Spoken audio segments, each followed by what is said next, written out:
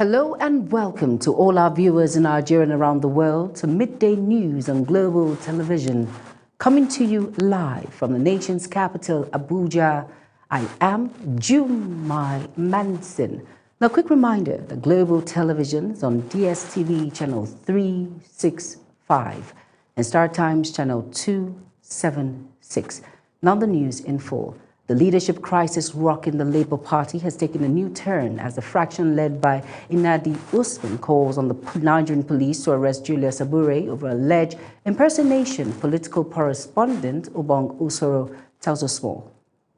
At a press briefing in Abuja, the Nnamdi Usman-led leadership alleged that Julius Abure and some associates forcefully entered the party's national secretariat on February the 10th, 2026.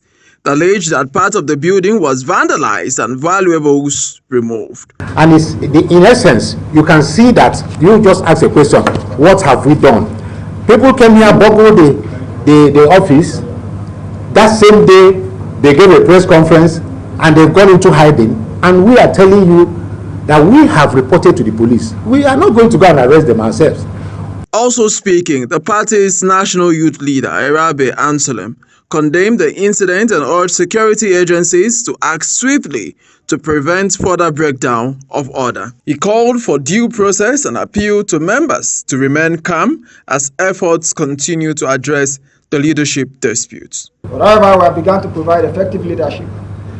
With the leadership of Senator Nnamdi Esther Usman, as we have seen, we are hearing in the National Secretariat in Abuja.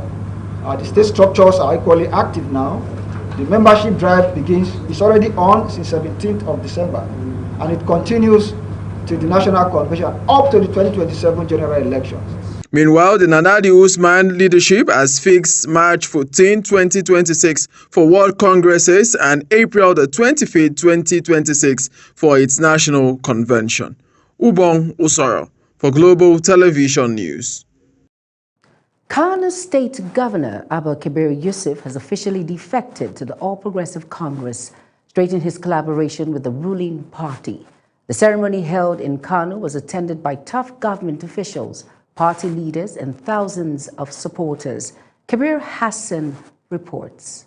Flag has been handed over to Governor Abba Kabir Yusuf of Kano State. There he is. The official defection marks a key political development ahead of the 2027 general election, signaling a closer alignment between the state government and the federal administration. Speaking at the event, Vice President Kashim Shettima described Governor Abba's move as a step toward fostering unity and accelerating development in Kano State, describing the defection as a significant step toward aligning the state with the Center for Greater Development Benefits. Today, we are proud to welcome you aboard the All Progressive Congress train. We welcome you with open arms and open hearts. President Bola Tinubu has approved the release of 5 billion naira to the government of Kano State to serve as palliatives to our distressed businessmen. The Vice President added that Kano is too strategic and important to remain on the political sideline, stressing that alignment with the federal government guarantees stronger collaboration and support. He also conveyed President Bola Tinubu's sympathy over the recent Singa market fire outbreak, announcing federal and party's financial support for affected traders.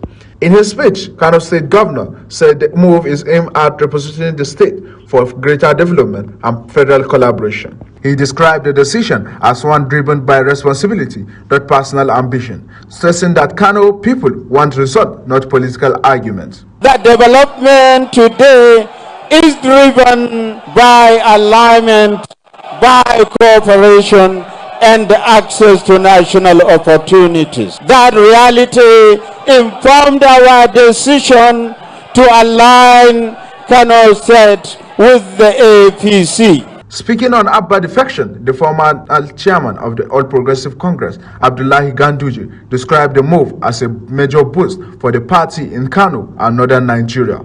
Let me assure you, the governor of Kano State is a very patient governor, is an intelligent governor. He is very calculative, he is composed, and he is loved by all. So I assure you, our party will give him 100% cooperation.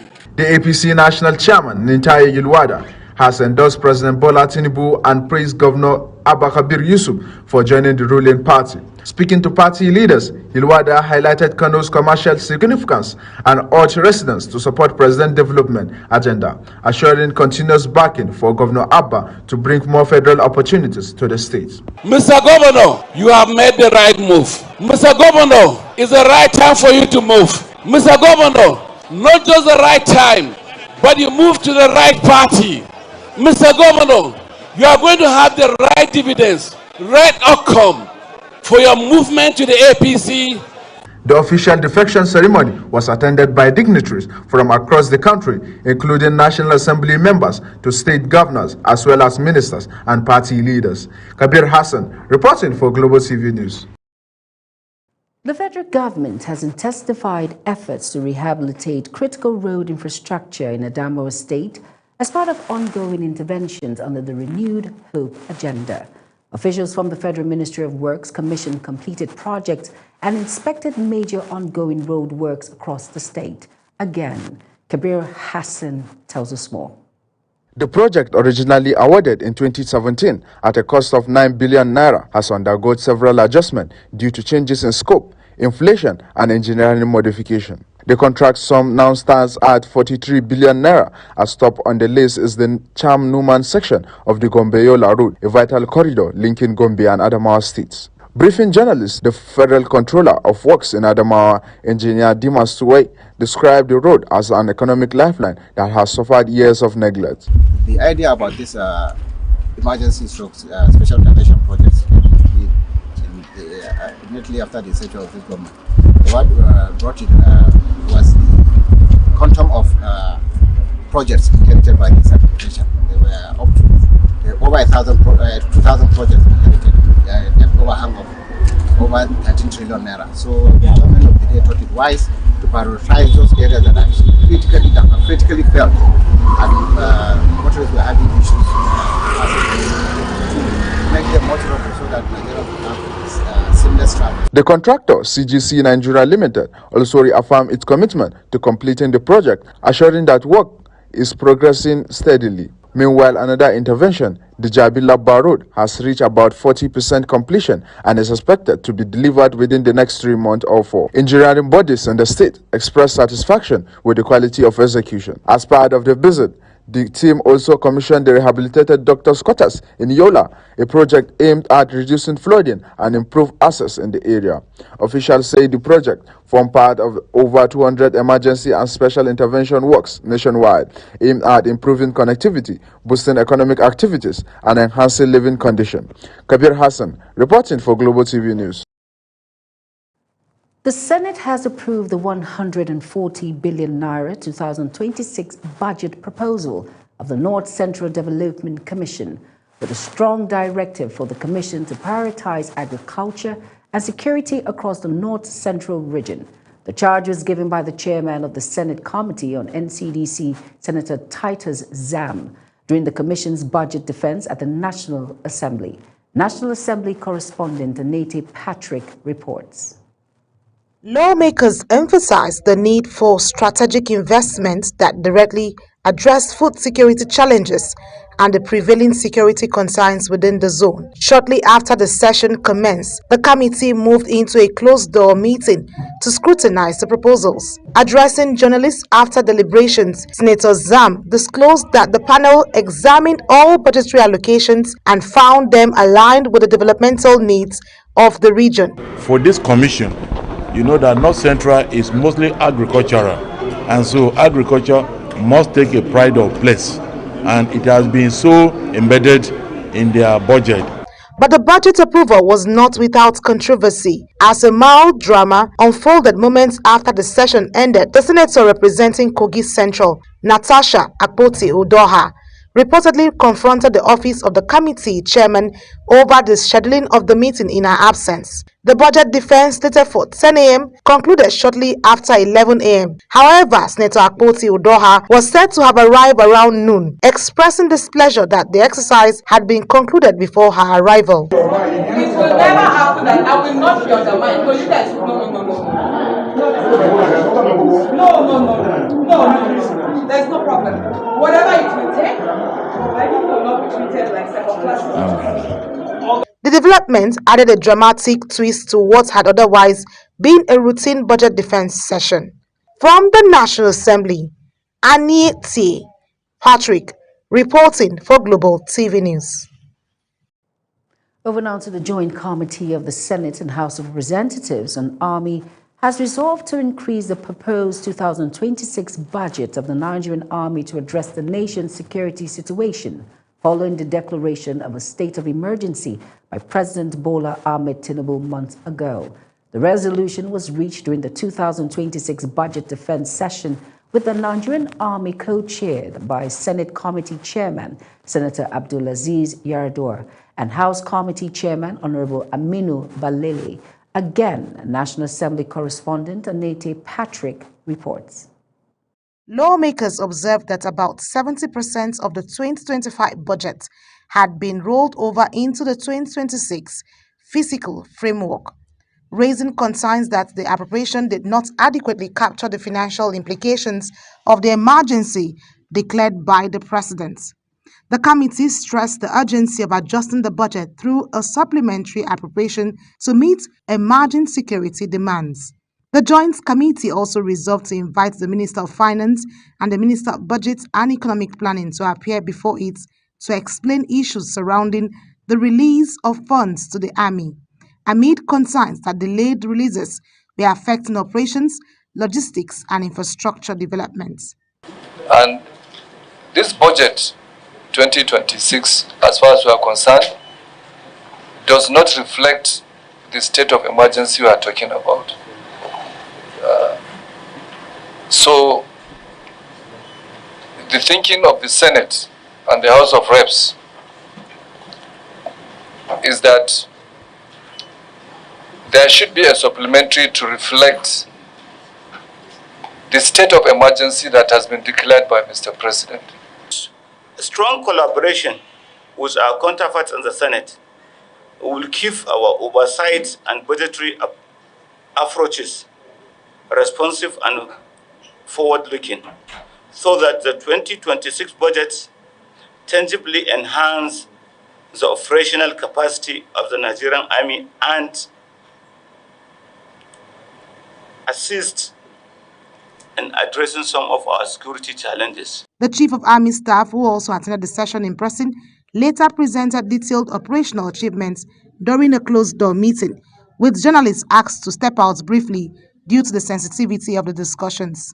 The committee emphasized the need for sustained collaboration between the legislature and the military to enhance operational effectiveness and address the country's evolving security challenges. From the National Assembly, Annie T. Patrick, reporting for Global TV News. In another development, Nigerian women are making their voices heard at the National Assembly in Abuja, demanding urgent passage of the bill for reserved seats for women in the National Assembly. They say it's a vital step towards inclusive governance and gender equality. Samuel Odi tells us more. The protesters, which include women with disabilities, stress that increasing women's representation in governance would strengthen inclusion, improve policy outcomes, and deepen democratic participation across the country. They argue that despite Nigeria's democratic gains, women remain underrepresented in elective offices, and the legislation is needed to correct the systematic imbalance. Women are dying in the maternity death road. You have 14 houses of assembly that has doesn't even have a single woman. So who is deciding on issues of women? Election cycle come 2027, where we will see women to be able to go to the polls and to be voted for.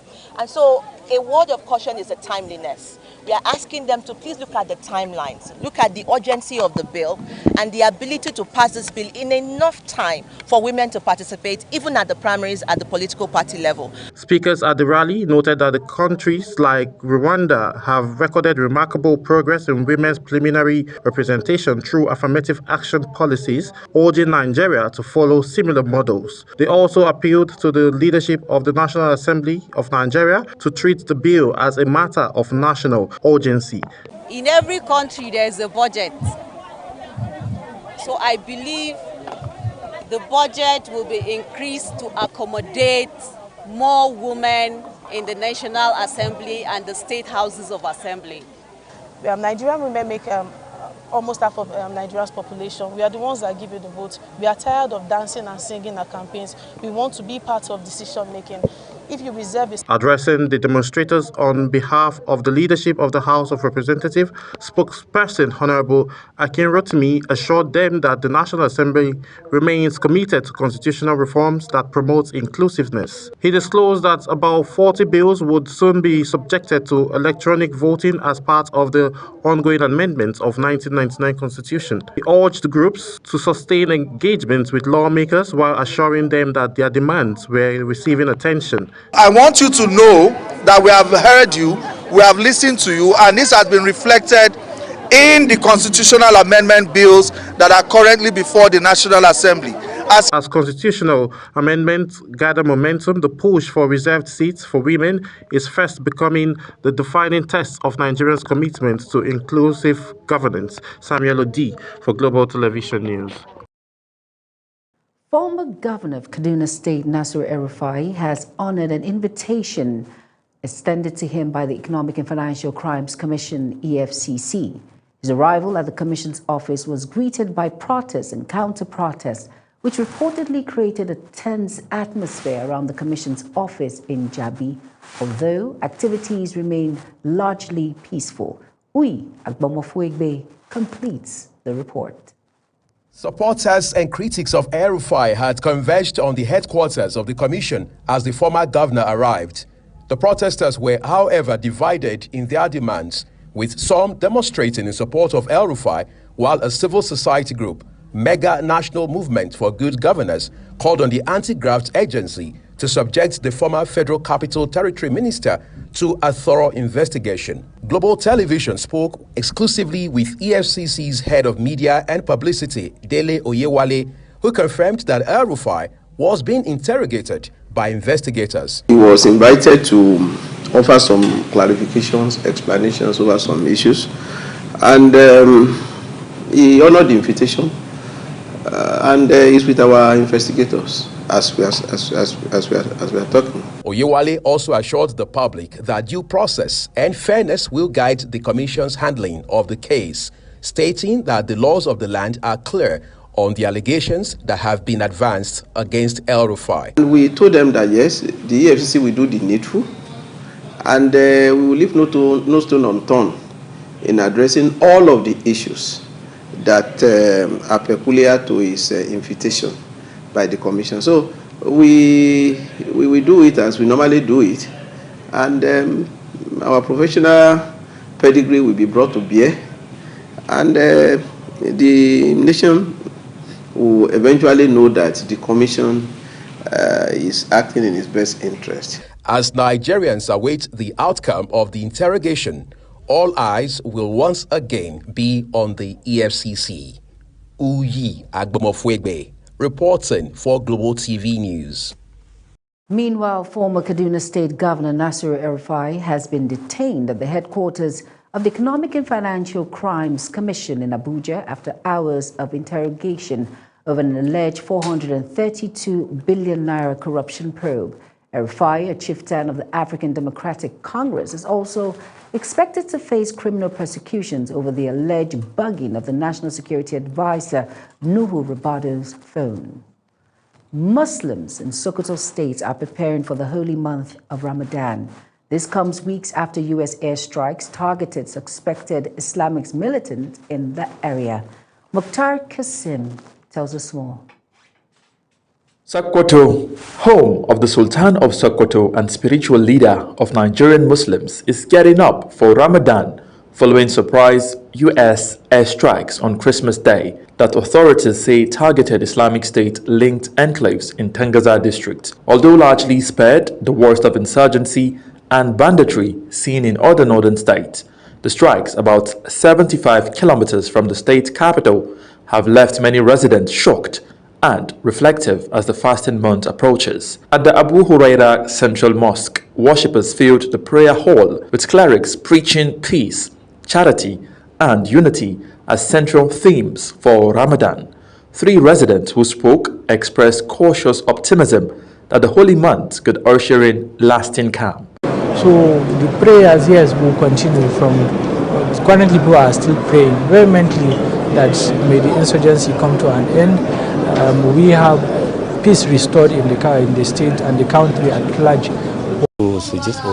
They should fear Allah and respect the sanctity of this holy month. Allah shuts all the gates of hell in this month of Ramadan. I therefore call on those causing insurgency to have pity on the people and allow them to observe their fast in peace.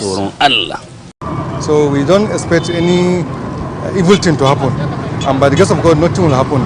Things will go peacefully. We are expecting this Ramadan will come in a peaceful way. By the grace of God. Markets across Sokoto State remains busy as residents shop for the fasting period, while the state government says it has begun distributing food and cash support for vulnerable families affected by insecurity. Now, as Ramadan draws near, many in Sokoto say they are holding firmly to faith and hope, praying the holy month will bring peace to a region long shadowed by violence. Mukhtar Qasim, reporting for Global Television News. You are watching the live broadcast of Midday News. The Midday News continues after this weather forecast, plus business, foreign, and sports stories at the other side of this break. Please stay with us. Hello and welcome to the weather update. Satellite imagery shows dust already moving into the country, reducing visibility across the north. And by Tuesday, thick dust haze is expected to cause very poor visibility over the northern regions. This may lead to flight delays and cancellations, and operators are advised to consult the NIMET e-flight folder for proper planning. The central region will be partly cloudy with slight chance of isolated thunderstorms over parts of Nasarawa, Benue, and Kogi State. Further south, thunderstorms are likely across the coastal areas and most parts of the inland cities of the south. Temperatures are also expected to drop, particularly over the north and the north-central region. And that's your weather forecast for Tuesday. Stay safe, plan accordingly, and join us again for the next forecast. I'm Safia Asenginusa. Thank you for watching.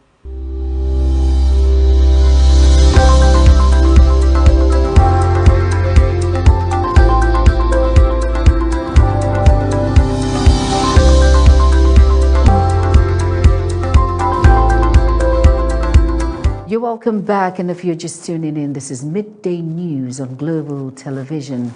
Thank you for staying with us. In business now, the Debt Management Office has unveiled plans to raise 800 billion naira through its February 2026 federal government bond auction. This reflects a sharp increase compared to the corresponding period last year. Though lower than the record 900 billion naira offered in January, the auction is scheduled for February 23, 2026, with settlement on February 25, 2026.